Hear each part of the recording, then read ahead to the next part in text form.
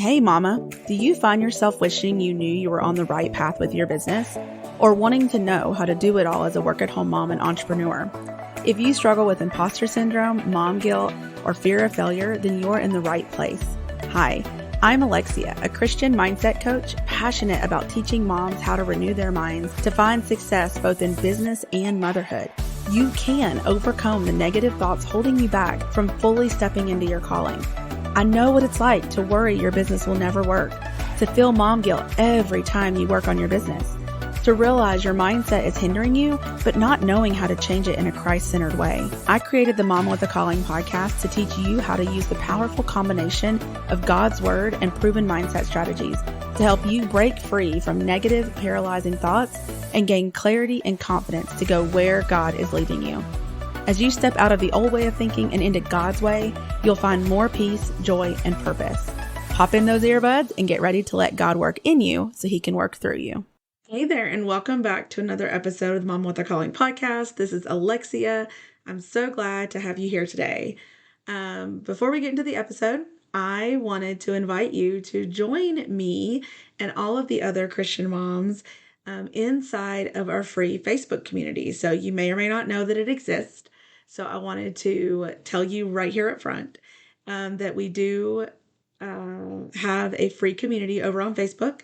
It's called the Faith Driven Business Mamas. And this group is designed for you. It's designed for you to have community and connection so that you're not alone on this journey. So you can share your wins, you can get feedback on things, you can simply hear the other stories of other women who are going through what you're going through, who totally get it. And the biggest thing that is new in the group is that I have started going live once a week in there. So you can get additional trainings, coaching, ask questions, we can have conversations, extensions of the podcast episodes, all of those things. So I'd love to invite you to join me over there. So just to make it easy, you can go to mamawithacalling.com/community to find us easily. You can look us up on Facebook. But yeah, I'd love to have you join us there and just wanted to extend that invite. So today I am bringing you a special guest interview that I did with Michelle Vroom. Michelle is a business coach with more than 15 years of marketing and PR experience with nonprofits, agencies, and big corporations. Now, after she left her job and her corporate career, she actually helps small business owners grow to six figures with more freedom and peace. Michelle believes that every woman entrepreneur should be able to get clients whenever they want. Yes to that, right? Figuring out, that's like a huge question, right? How do I get clients? Where do I find clients? So she is going to talk about that today. And she understands the challenges of limited resources and time and shares her proven methods for visibility and relationship building to get clients and grow your business. So in this conversation with Michelle, we're going to talk about what's really required to have an online business, what's really required of you to be successful, and a lot of mindset shifts around prioritizing your business and what it looks like to do marketing, what it looks like to do sales. And she even says of herself that she is a little sassy, so she definitely tells it like it is, but it's in a good way. And I think it's a refreshing perspective on business that a lot of people aren't talking about. So I know you're going to get a lot out of this, especially if you've got business questions, marketing questions, then you're going to want to tune into this interview with Michelle. So without further ado, let's get into it. Okay. Welcome to the podcast, Michelle. Thank you so much for being here today. Thanks for joining us. Thank you for having me. I'm excited to chat. Yeah, so today I'm talking to Michelle Vroom, and I'm really excited to talk about what you do because you're a business coach. And obviously, this is a podcast for women who are either in business or interested in doing business. And one of the things about my audience is that a lot of us don't come from business at all. We have no idea what we're doing. And so coming into the online space I think it'll be really helpful to give us that insight. So to get started, can you just tell us your story, like who you are, what you do, how you got to doing what you're doing today? Of course. And you're right. Like no one gives us a manual for how do you start a business? How do you do it with kids at home, with a family? Like it is just, I've failed along the way, like failed my way to success. So I'm excited to share. So for me, I started my business almost 7 years ago when my oldest, I have 3 boys at home. When my oldest was 6 months old, I thought, why not start a Now's business, the time. have a new baby, just my entire life is upended. Why not? My entire identity has shifted. So let's just go for it. But truthfully, like when he was born, a lot changed for me in terms of my perspective of how I wanted to live my life. Prior to that, I was working in corporate. I actually had a really good, cushy corporate job. There was nothing wrong with it. I just didn't want to commute. I just didn't want to, be away from my son. I wanted more freedom over my time. And that was kind of the initial attraction to starting my own business. I also, while I was on maternity leave, had a bunch of people coming my way, like family and friends asking about, social media and marketing help. And it was one of those things where I stopped and said to myself, well, gosh, all these people are coming my way. Like, I should go for this. Like there's a need here, right? And so I ended up like hustling my little butt off over maternity leave with my first child to secure some clients. I went back to work for like a month at my corporate job and then ended up leaving. It was a big financial sacrifice for our family, but at the same time I knew that I needed to do that. Like it made the most sense for me versus trying to juggle everything that I had on my plate. And so I went from being the breadwinner of the family to not being the breadwinner of the family. And that was a big sacrifice. And, we had to make a lot of sacrifices. I'll just say that, but it was worth every bit of it just to kind of look back and see where I am now. So it was a slow start, right? It felt like I had even being someone in marketing, like I had no idea how to get clients. Like I was, just sort of getting referrals, and taking whatever business came my way. But thinking back to those early days, like I had no idea what I was doing and I certainly didn't know how to sell. But I figured it out, right? I figured it out along the way and I did it. Like the desire and the drive to do it was what fueled me during all of those difficult times. Mm-hmm. So was your job before anything to do with marketing? Why are people asking you Yes. for that? Okay. Yes. I was always in marketing and PR, public relations. So I've worked in a nonprofit, I've worked in an agency, then worked in corporate. Always like social media was my sweet spot. So yeah, Mhm. people were asking kind of based on that. But I was realizing that a lot of businesses were really struggling to even do anything on social media. And I obviously had that knowledge. So it made a lot of sense. Mhm. So everything, like when I first started out, I was all done for you work. I had not become a coach at that point. Right. Just services. Yes, all Yeah. services. And that's a lot of people do that transition. I mean, Yes. it sounds like yours found you, right? And that's Kind of did. It kind of did. It was definitely like I feel like from God. Like there was just this, I don't know. Like I don't know if I ever would have sought it out had I not had a right. child, maybe. And even then, like I thought, oh, well, when the kids are older, I'll start a business, right? When I'm in my 50s, I'll start a business, which I'm like, thank God I didn't listen to that. I don't think I would want to, but yeah, I Yeah. had all these preconceived ideas about what it looked like. Yeah. And I mean, my story's kind of similar in that whenever I had my son, I was like, whoa, why am I in my career? Like I was a scientist. And it's like, why do I don't even really like it. So mine was a little bit different. But just when we have kids, it changes our perspective and what we want. And with 1000%. the day and age we live in, there are ways to make money online. For me, that was like 2015 and so 2016. And it was just kind of like, how do That we was make my money timeline too. online? It was about, yeah, 2016 was when I went. May 2016 was officially like, yeah. So it Yeah. was, But it's an like, interesting time period, wasn't it? Because blogging was like still like a really big thing. Social media was, bigger, but not the way that it is now. It certainly wasn't like there wasn't as many people in the space. So I think that was a very interesting time period for sure. yeah, right. So yeah, I kind of started with blogging. That's what I had heard. Yeah. But it's interesting to think about how I feel like because of COVID and because of 2020, everybody became aware of online business and coaching and courses and all of this Yes. stuff. But it's almost like before that, people are like, you do what? Yeah. Like you coach, like what's a coach, And Yeah. so looking at that, and I think maybe yourself, it's like maybe you wanted to be home with your son, but it never occurred to you to have a social media marketing No, business, no. and then it Like just, so I just, freelancer was the word I used, right? Like not coach. Coach was not even on my radar. right. And I think, but what I think is, so there's a valuable lesson in that in two things. One, sometimes we want to be home with our kids and we're like trying to make it something bigger than it's like, what's in front of you? What are people asking you about? What skills do you already have? Like that's one thing. And then the other part is just to be willing to like do the thing, like that may not be where you wanted to end up, but you just like started and you just like do that. Yeah. do that and then see what happens and see where it goes. Like, I think a lot of times we try to plan it out so perfectly, like it's a mindset hurdle where we want to know exactly where we're going to end up. But so many people say, I mean, I've never talked to anybody who said, I knew exactly how all of it was going to go and it went exactly that way. Like, it doesn't happen. No, it doesn't. And I'm like your type A planner who loves to control everything. That's one of the challenges I've had, to be totally transparent, just being in business, is that you don't know how it's going to go. Like, I coach my clients all the time. You don't know exactly how you're going to get a client. Like, you don't know, oh, so-and-so is going to sign up with me for this package on this day. Like, none of us knows that, right? We can put together a strategy. We can put together a plan. But to your point, it usually doesn't work out exactly the way we would expect. Yeah. So since you went there, can you speak about that a little bit?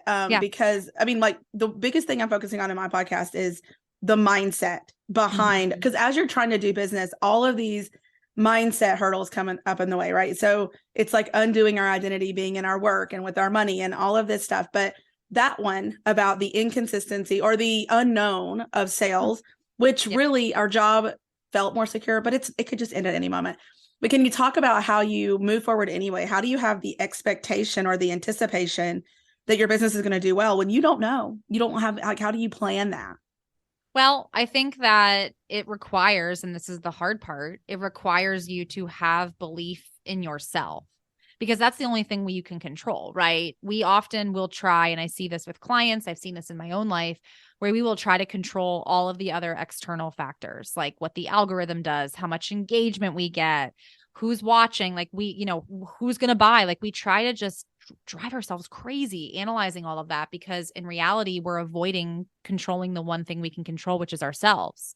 And what that means is, for me, from my perspective, what I've experienced is, what do I know to be true about myself that tells me I'll be successful, even if I don't have the results in front of me? Because that's the piece, right? Is when you're marketing, you're basically planting seeds. Now, I don't know a lot about gardening. I've killed more things in my garden than I could ever count, but do know that you don't just like plant a seed and then Ta-da! Get it up the next day, like take it up the next day and be like, where is it? Right? Like, especially if it didn't rain, especially if there was no water. That's what we're doing. And I think for a lot of people, they're like planting the seed, but then trying to dig it up the next day without giving it time to actually sprout. Right. And so what can you control? Well, you can control how much water you pour on that seed. You can control how you care for the garden. And I think that caring for your mind is where it first starts. And a lot of people don't realize that. Like, when I first started business, I didn't think about mindset in that way. I didn't even know that that was a factor, until I really, quite frankly, started getting into coaching myself and hiring a coach and all of that. But I do know that I will never quit. I will never give up. And that tells me I'll be successful, even if the results aren't there, even if that seed hasn't sprouted yet.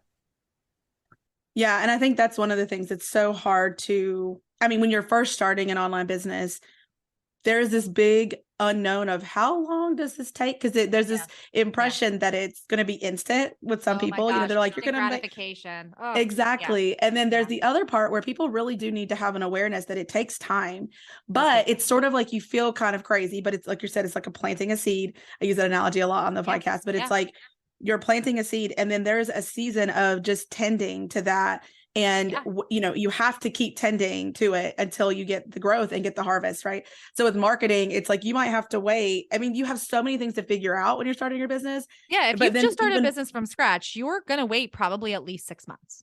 Yeah. A minimum of and then months. That's if you're doing all the things, like, unless if you don't pivot, if you don't do, and it's like once you get marketing going and plant those seeds, it still just takes time. It just does.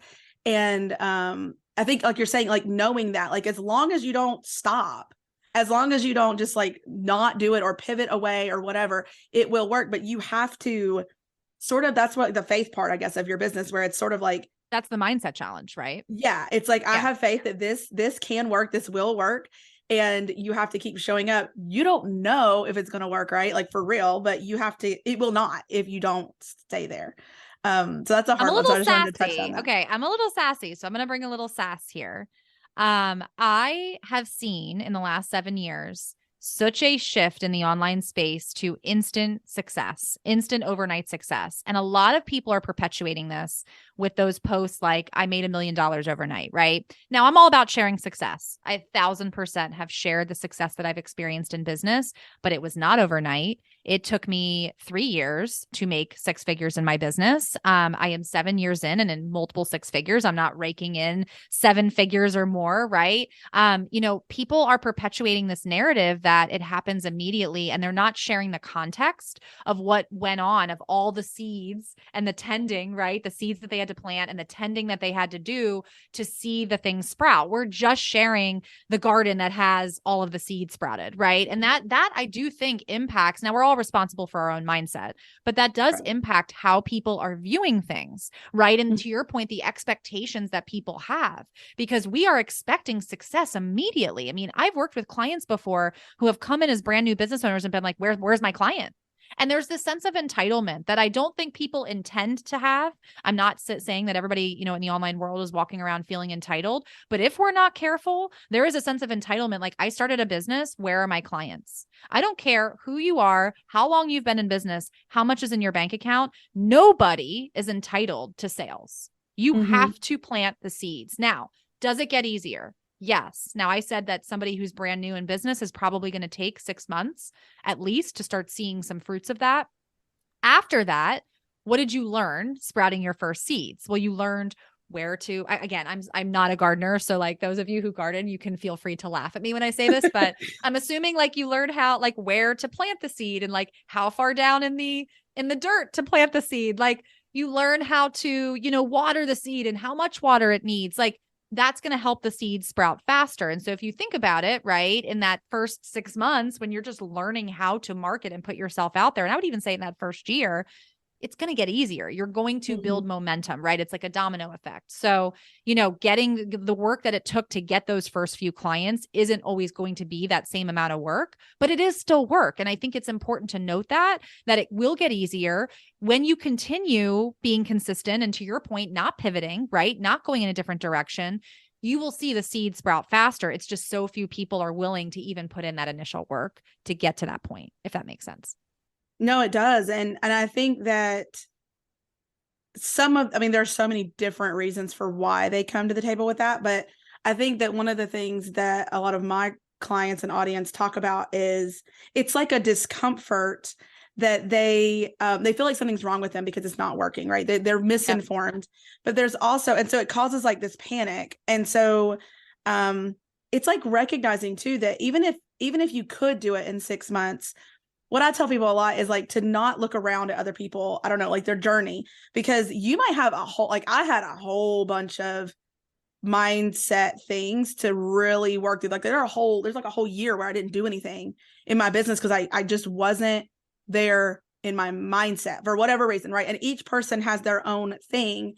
And I think it's important to recognize that too, because if you're trying to have a business and you're have these, like you said, these expectations that are in the wrong place, but you also have all these things that you have to work through. Maybe it's just a season where you're just with your kids and you weren't supposed to like jump into that business or whatever it is. Right. But just, like the entitlement is sort of like, where's my business? Because they think it's going to be that easy, but they might have to have a bridge. Like you said, you were doing services. So, and I tell people that too, like, it's okay if your job is to be a teacher and then you come home and you're doing something with online teaching, but it's not where you're going to be. You can still do your business, but you're home now, right? It's like a transition. We don't have to jump and like, ta-da, I'm a successful business owner.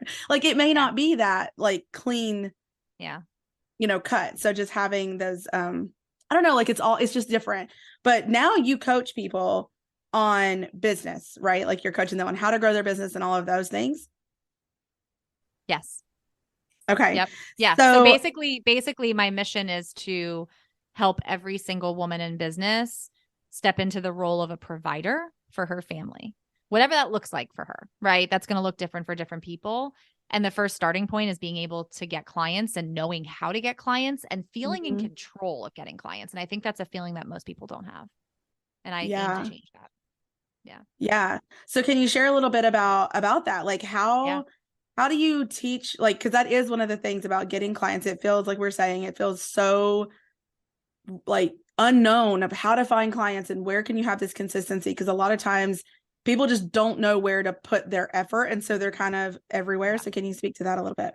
Yeah, different phases of business require different things. There's no one size fits all. So when you are first starting out, like you need to be talking to people. I see so many people first starting out and they're like spending all their time creating content, updating their website or creating a website or graphics and like doing all these things behind the scenes. Case in point, in my own journey, I spent the beginning stages of my business setting up a project management system for the non-existent clients that I didn't have because I came from the agency world, right? So that's what you did. What a Mm-hmm. waste of time and money. I didn't know it at the time, right? I wish somebody had told me like, this is where you should be investing your time. And I think that's what leads to a lot of people going down paths that actually take them away from clients. And that's why it feels harder, right? It kind of perpetuates the narrative and the belief that they already had. Yeah. You need to get out and talk to people. So what does that look like, right? That looks like, in your local community. For me, my local chamber of commerce was huge. I made so many amazing connections.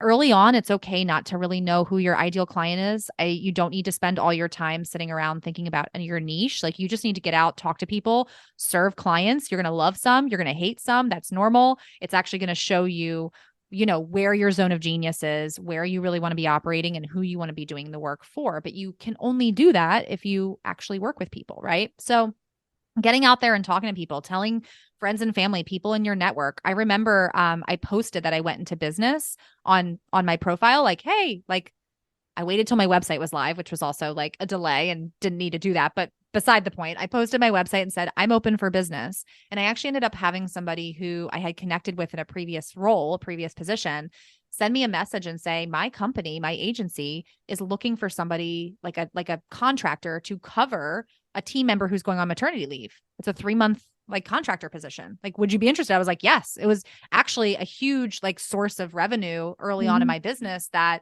allowed me to kind of keep going, right? That never would have happened if I didn't just tap into my network. If I was sitting around thinking like, where are my ideal clients? Like I probably wouldn't have explored that position, right? Or even put out that post. I think Mm-hmm. also just getting into other Facebook groups and talking to people. Facebook groups are huge for that because people want to be in community with one another. And so being able to talk to people, tell people what you do, get practice telling people what you do, like that's what you should be doing at least in the first year, right? Like at least in the first year, you need to be doing that. You need to be getting out there and meeting people, telling people what's going on, telling people what you do. And in my opinion, and from what I've seen in my experience, most people are not doing that at all, right? Now, there comes a point where, sure, going into somebody else's group or somebody else's community is great for meeting people and establishing that initial connection. But if you want more consistency, you're going to need to build your own community. I'm a big, big advocate and believer for this. I like Facebook groups because I think that it allows for a two-way conversation. It could be a Facebook group, it could be an email list. Doesn't really matter necessarily, as long as you have a place where you are connecting and talking with your people. Like think about it if you threw a party and invited your ideal clients, right? And so I think a lot of people feel like they're constantly chasing clients because they don't have that existing community. And because they're always going into somebody else's world. If you have a community where you are bringing people in, people who maybe are ready to work with you, some people won't be. But if you're building that connection and you're establishing that relationship, when they are ready, they're going to think of you. And that's what leads to consistency, right? Is because in your community at any given moment, you're building relationships with people who are ready to work with you and telling them how they can do that. But then you're also nurturing the relationship, the seed, right? That's planted with people who aren't ready yet. I think most people underestimate how many times someone needs to see and hear something from you before they decide to work with you. It is 10 to 12. It has Mm-hmm. increased since COVID. It has increased in the last 2 years because there's more people online. There's more, just noise, right? There's more Right. stress. There's stress in the world that we didn't have before. And that's not to discourage anybody. I think it's the reality. I actually think it's very empowering to know that because it's like, oh, if people need 10 to 12 different touch points or they need to see or hear something 10 to 12 different times before they buy, then I know that I'm probably not showing up enough. And it's not about, me not being good enough or my offer not being good enough or my message not being good enough. I usually always tell people before you start making changes to that stuff, show up enough. And then you'll know if you're showing up enough consistently for at least a minimum of 90 days, right? If not 6 months, and you are not seeing anything, we're not just going to keep doing that, right? Then you make tweaks. And this is where having a Right. coach is so important. Mm-hmm. But you can only know to make those tweaks if you've actually been showing up and talking to people. You know, it's Mm-hmm. like if you people who don't get on enough sales calls, they don't book sales calls, and then they're over there behind the scenes changing their offer up again. Sell Mm-hmm. more, get on more sales calls, talk to more people about your offer, get their reaction to it, and you will start to pick up on where the gaps are, because there are always gaps, but we don't know what the gaps are if we're not actually taking the action to tend, our garden, if you will. Yeah, that was so good. There's so much there. I think, oh gosh, I wanted to speak a little bit about the you like getting out there and talking to people. I think we forget there's like a real world where we can do business. Oh my gosh, yeah, I know. And Isn't like that refreshing? like coaches, even, I mean, a lot of coaches start out by having in-person workshops or in-person events, and it's like we forget. So when we try to step into the online space, it's not that you can't blend them, but like you're saying, using the network around you, and it seems so obvious but not obvious. And I think it's related to confidence, because one of the things that was very apparent by your story is that you knew what you were doing and you knew what you were offering. You like just decided, this is what I'm doing. And I think what happens is people get, which is actually what I help people with, but they get stuck in the what am I doing, and they want proof that whatever they're choosing is going to work or whatever. And it's like just moving on it, because I found that they say this all the time, right? But like you'll know more when you take action. So it's like, if you just think you're supposed to do this thing, then go that way. You could have done the social media contract and be like, I hate this. And then you would have known. And then you would have changed to something else maybe. I actually didn't like it that much, certain parts of it. And but it was what I needed at the time, and it was great. Yeah, you're absolutely right. You're absolutely right. And so I think that there's, just like stepping into I don't know, there's a lot of imposter syndrome and lack of confidence. And I think it all has to do with, some of it is coming out of a career. Like I couldn't bring science. I guess I could make a blog or something around science, but like when you have something, maybe you don't know how to translate it, you don't know what the online space looks like. It's like, you're not knowing how to show up with confidence in the first place. So can I address that really quickly? Because I knew that like it was social media and marketing that I was going to do. But let me tell you something. I had like 12 different services. Like I was doing like website copy and branding copy and stuff that like I would not do now. But I had to learn. And so even somebody who is a marketer and knows all of this, like I want your listeners to hear that I did not have it all figured out. I had so many different random services and I took on so many different random clients but that was how I learned. That was actually how I zeroed in on that zone of genius.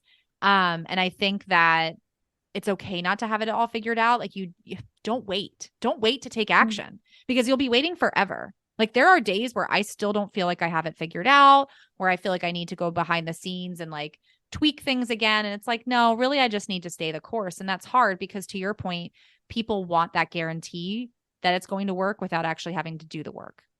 It doesn't work that way, guys, no matter what people in the world tell you. It just doesn't. And there's also something to be said for, it's like you said, it's okay to test. It's okay to That's marketing. That's marketing. You're going to test and fall down more times than you can count. Yeah. But I think that what's happening is that a lot of, I think it's a discomfort in coming from a secure like career and then trying to transition. They don't want to do the testing, or they think that like that's somehow failure, instead of looking at it as this is part of the process. And in fact, I'm learning the whole time.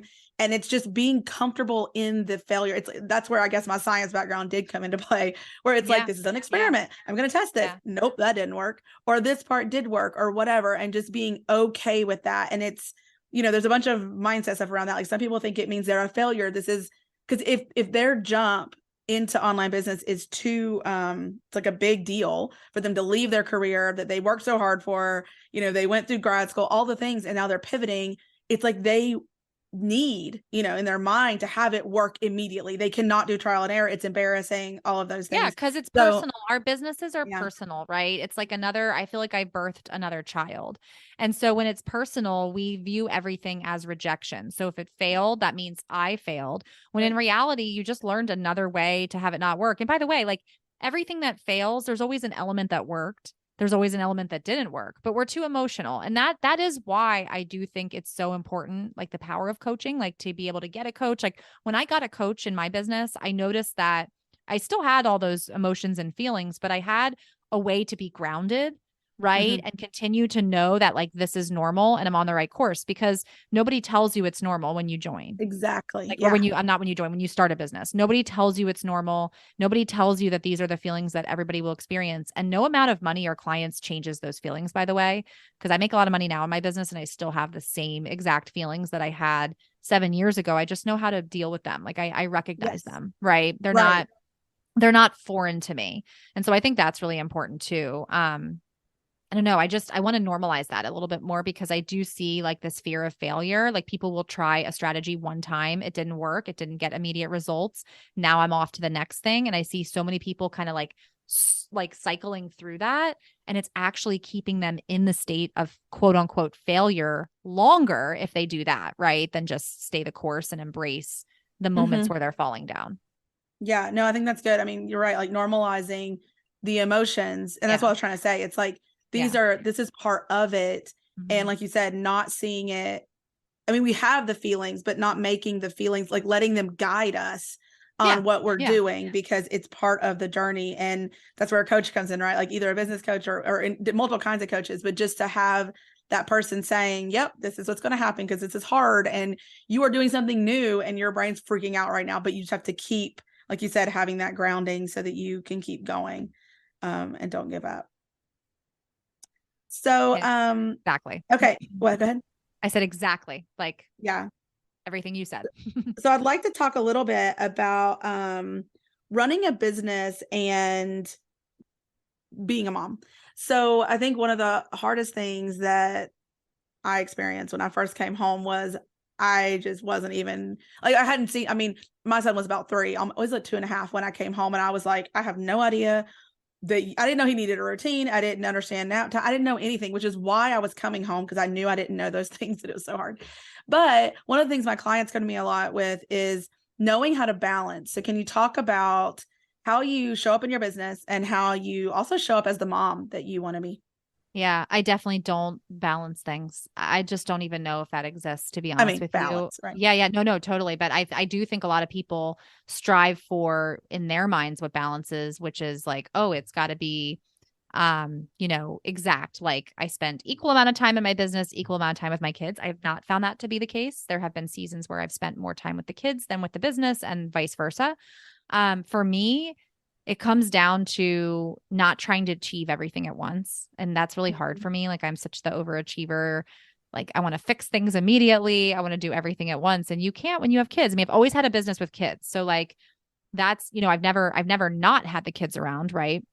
And now obviously I've added two more children and have three boys. And I just think that it requires you to get really, really crystal clear about what you want to achieve, what your main goal is, your main priority, and what Mhm. success looks like. And I think a lot of people haven't taken the time to really think about that. It's like, well, I'm just going to throw everything, at the wall to see what sticks, and I'm going to do everything as a mom. And it's like, you can't do everything, right? So, like, what's the main priority as a business owner, and what's the main priority as a mom, and like letting the rest go or asking for help. So, my husband and I will periodically sit down and be like, okay, like what does this next season require, right? What help do I need from him? What scheduling help do we need? Help from family? We obviously now have, a babysitter who comes, but I didn't for first half of my business. I had just like my mom took care of my kids like 2 days a week for like a couple of hours, right? And I did a lot of like nap time stuff. So for me, like it was recognizing what season I was in and being willing to make the sacrifices that were needed, especially when growing the business. So some of those sacrifices, like I said, were working during nap time, working during weekends, working after hours. And I had to be okay with that, knowing that it's a season, it's not going to last forever. And now I'm in a different season in my business. And so what this requires is, again, me asking for more help, especially now that I have a team, but also getting really, really clear on like, what does success look like? What are the priorities? Having a clear schedule, which I did not have for a good chunk of time, right? And that's okay if you don't have that, but at least understanding like where are the boundaries here? Because if you're not careful, I think work can bleed over into everything else because you're working from home. Mhm. So, even just thinking about like 2 weeks ago at the time that we're recording this, two of my three kids got strep throat. I was in the middle of a launch. The youngest, who's not even three, was in a really, really bad shape. Up all night. I was barely sleeping, and I had to let go of so much during that launch that I would have wanted to do. things that probably would have gotten me more clients during the launch, I had to let go of for the sake of like my mental health and my family and what my family needed from me. I still sign clients, right? Like it doesn't mean like I think we need to move away from this all or nothing thinking of like either it's perfect and everything's balanced and I'm good or I can't do anything. Cause I think a lot of Mhm. people like when their kids get sick or the babysitter cancels or whatever happens, right? That's it. Like I can't do anything now. So they stop taking action altogether rather than just recalibrating and saying, okay, what is the main priority here? And Mhm. letting everything else go, knowing that it really is truly just a season. So I don't know. That's my answer. I don't know, like, I don't know if I have anything like super practical to say about that other than it's just a work in progress. Like it's not easy, right? It's not easy. It's a work in progress. I think that we need to celebrate ourselves way more than we do. I think most women, myself included, are so stinking hard on themselves. It's like we have a laundry list of things that we didn't get to do instead of looking at the things that we did do. Mhm. I mean, I think that really is the the biggest part of the answer anyway. Like if you try to give somebody the practicals of Yeah. this is the schedule you need to have, it's really about the way we're viewing what we're doing. Yeah. That schedule's going to And blow up anyway.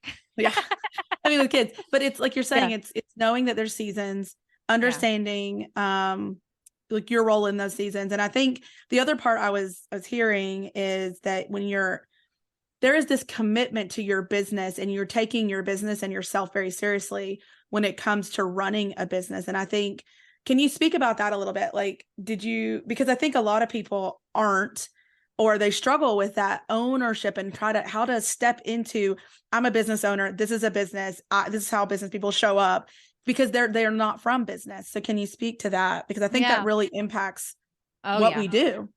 Oh, yeah, I see that a ton. I'm so glad you brought that up because I don't think enough people are having conversations about that. I early on probably didn't really show up like a serious business owner. Almost like I was playing business, if you will.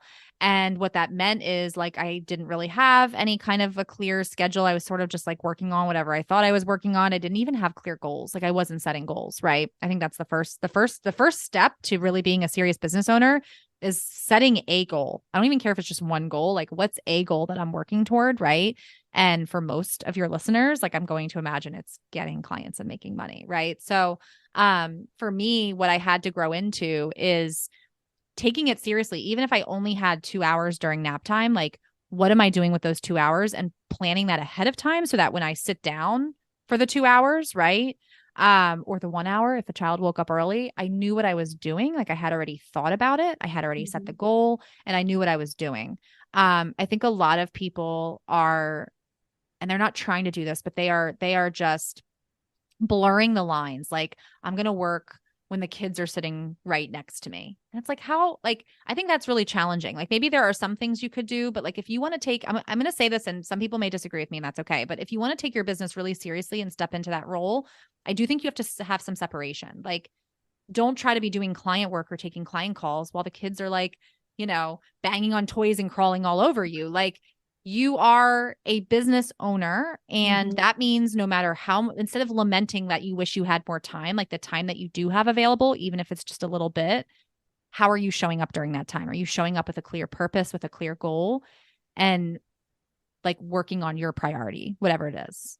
That Mhm. that I think is how you start to step into that. Because then as your time expands and as you can invest in childcare and getting more time, if that's something you wish to do, you're already going to have set that tone and set that practice and that habit. Yeah, I think one of the things that I had to learn early on, which was that when you try to do that thing where you're working not with your kid right beside of you, not only are you not really doing your business, you're not like really focusing on your business at all. But I was like, this is worse for my son to see me constantly say 1 minute, 1 minute, 1 minute, and like focus on my computer than if I wasn't, if like he was in a daycare.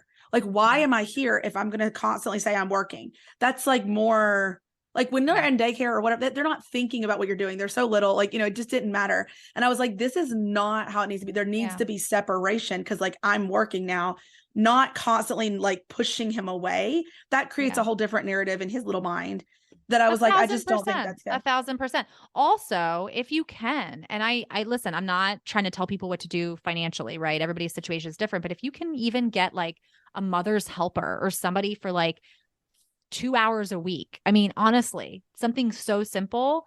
it really doesn't have to be that expensive. And honestly, you'll make back that investment 10 times over by having that focused time. I think that's so incredibly important. So think about what that looks like for those of you listening. I also think that, and this is something that I definitely differ than what a lot of people would say in the online space, which is if you're not feeling it, just don't work that day. Like if it's not aligned or you're not feeling it, like just do nothing. And I'm like, no, like there are many days and have been many days where I wake up and I'm like, probably don't feel like running my business today, but I need to show up for my business. Like, what does my business need from me? There are days when I wake up and don't feel like being a mom. Like if I'm being totally real, right? Checking Like, out, not doing it today. Doing it. Okay, well, guess what? The kids still need to be fed. Like their, diapers need to be changed. Like your business is the same thing. And a lot of people, especially in the early days, are checking out because they're scared or they have fear or whatever. It can't be perfect. The schedule can't be perfect, or because they're not willing to make the sacrifices. I'm not telling everybody that they have to do what I did, but I will say that why do you think I was working on the weekend and after the kids went to bed? Because that was when I had focused time, when I didn't have regular childcare. Do you think I felt like doing that? I would have much rather sat on the couch and binged, something on Netflix with my husband, but I didn't because I knew that that's what my business needed from me. And I knew that it was a season. And I think a lot of people are like, it just doesn't feel aligned, or I'm not feeling it today. I need to go take care of myself. And I don't think there's anything wrong with taking care of yourself. Please hear me. Like that, I think is important. But I do think that we are copping out and making a lot of excuses because we're afraid or we're scared to do the thing, or we feel like an imposter, or we don't feel like we can do it well or right, whatever that means. I'm using quotes. I know your listeners can't see because I don't think there's any right way to do it. I just think you have to do it. And sometimes that means sucking it up and doing it just the way that as a parent, we have to suck up some of the hard days, don't we? I mean, that's just, I don't know. I don't know how to be more real than that about this issue, But it's good. I mean, I think that tough love approach is obviously needed. And this is one of the things that I struggle. Like, I think the mindset piece is there. I think people do have emotions to work through. But one of the things that recently has just been a huge conviction for me and seeing, and I was guilty of this, which is this, like what you're saying about not feeling like it. And I just, that we are so, especially in America, I don't know, we're so, like we want comfort. It's like the slightest bit of discomfort. We're like, we don't deserve that. We deserve better. And I'm like, you have to do hard things. Like I'm doing this Bible study through Philippians and it's all about Paul, like in prison and suffering. Oh my gosh. Yeah, like, I know. And I'm just like, we live cushy life. Like it's just ridiculous. The things that we think it's so hard, but it's like, my kid won't listen to me. I'm not being killed. Like I'm not imprisoned. So the other thing, the analogy that I just keep using, even though I don't have a bakery, but I keep thinking about, and I put this out to my audience too. It's like, if you had a brick and mortar store and you had a bakery, you would show up. You would have to every single day. You wouldn't be like, I don't feel like going. What do you think is going to happen? But that requires, to even start your business, I think this backs it up to when somebody's getting started in the first place and having that confidence and that determination and that clarity about what they're doing.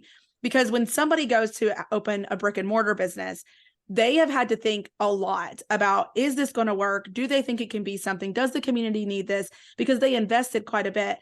And it's a plus and a minus that we don't really have to invest that much when we're starting online, but not doing it, not feeling like we have as much to lose means we also are sort of like, we're not really saying, I like the vision. Like we haven't said, what is this business going to be? And then what does it require of me to know those steps so that when you sit down for, your kids' nap time, it's like you're building this house and you're laying the bricks. Like, what bricks need to be placed, where you are, and you're just slowly building the thing instead of I'm working and like we just sit down, or like we don't at all, because we're not like, that's the whole viewing it like you're actually have a business and then knowing what business you're building in the first place, which I think is where your coaching comes in, and where that's what people really need too, is knowing, like having someone in there from the business side to say, here's what goes next, and here's the next thing, and here's the next thing, and here's how to keep showing up. Yes, it's going to take you 6 months. Just keep going. Because that part, when they don't know how long it's going to take, they're like, I feel like I need to bail. So having someone who knows, I think really is powerful for growing your business. Yes, I could not agree more. Could not agree more. I think that like when we say you have to be all in on your business, this is part of what we mean, is you have to be all in on the hard days, the days when you don't feel like doing it, the days when you feel like nobody's watching, nobody's listening, there's no results. I mean, how do you get to the results? You don't get there by bailing every time things get harder, you feel uncomfortable. And I just think that there's been this shift over the last 7 years of like, if it doesn't feel good, don't do it. And while I agree with that sentiment to some extent, I don't agree with the majority of the way that's being used. I think that it's being used as a cop-out. Exactly. And, but to the point too of you have to know what you're building. Yes. Because otherwise you are sitting down, like fumbling around making your website, because if you don't know what you're doing, if you don't have the blueprint in front of you or whatever, then you are going to get discouraged. It's going to be burnout because it's like, what am I doing? Like, I'm not sitting down with my kids. I'm not making money. Yep. Your mission will change. All of that will change kind of over time. So totally. Okay. Well, as we wrap up here, what advice do you have for mom entrepreneurs looking to grow their business? What encouragement do you have? What's the thing you want them to walk away with? You don't have to have it all together. You won't feel ready for any of it. You won't feel like you have it all together. You'll feel crazy. You'll feel like something's wrong with you.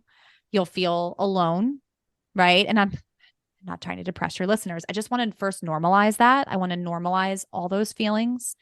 Find yourself a community of some kind, right? It doesn't have to be a paid community if you're just starting out, but it could be, but find yourself a community of people who get it and who are where you are, because I think that like we can lift one another up in encouragement. And I think that's really, really powerful. I would also say just get super, super clear on what is the number one goal. And if you're in the beginning stages, it's making money, which means you need to just get out and talk to people. Don't worry about the fancy stuff. Tune out the noise. If you have to unfollow people, if you have to reduce your social media consumption because you're spending too much time comparing yourself to other people, go do that. Like, set the boundaries that your business needs so that you can just focus on getting out there and meeting people and talking about what you do. Even if you're like, I'm fumbling my words or I don't really clearly know exactly what I do, like it doesn't matter. You'll still be able to get clients, but only if you get out there and talk to people and you don't waste time on all of the behind the scenes stuff, because people will tell you everywhere you look what you need, right? Because all those people are marketing to you. They're telling you like, you need this, you need that. I'm just going to be real with you guys. The only thing you need is to go talk to people. That is the only thing you need. And if you make it a point to go do that, even for 60 minutes a day, right? Maybe some of that is local. Okay. Maybe once a week you attend a networking event or once a month. But if you even just commit to having conversations in another Facebook group, as an example, for 60 minutes a day, you will get clients. And I think that it really does get to be more simple than we make it. And hopefully that's like a breath of fresh air and maybe relieve some pressure that your listeners might be feeling. No, that's good. All right. Where can people connect and learn more about you? Learn what you've got to offer, all of that. Yeah, the best place to connect with me is inside of my Facebook group, Market Like a Boss. When you join the group, we actually give you access to a vault of 20 plus marketing and sales resources, right? Resources to get clients. So if you're like, I just want to get a client, like that is where I'm at. I'm starting out. I want to get a client, like I'm ready to go. We have so much free content there that you'll be able to get a client. So that's the best place to connect with me and just learn more about how to market yourself and be encouraged, really to be encouraged and lifted up by the community. All right. I'll put that in the show notes. Thank you so much for this conversation. It was really good, Michelle. Thank you for having me. Thanks for listening to the Mama with a Calling podcast. As always, you'll find the show notes for today's episode at mamawithacalling.com/podcast. Really quick before you head out, are you loving these episodes? To make sure this podcast gets in the ears of as many mamas as possible, please head on over to Apple Podcasts and leave a review. And while you're there, make sure you subscribe so you don't miss out on any future episodes. I'm going to be reading your reviews on the podcast, so I can't wait to hear from you. Also, if you know someone that needs to hear these episodes, grab a screenshot and share it on Instagram, and don't forget to tag me at Mama with a Calling so I can share it in my stories. Until next time, keep pursuing your calling.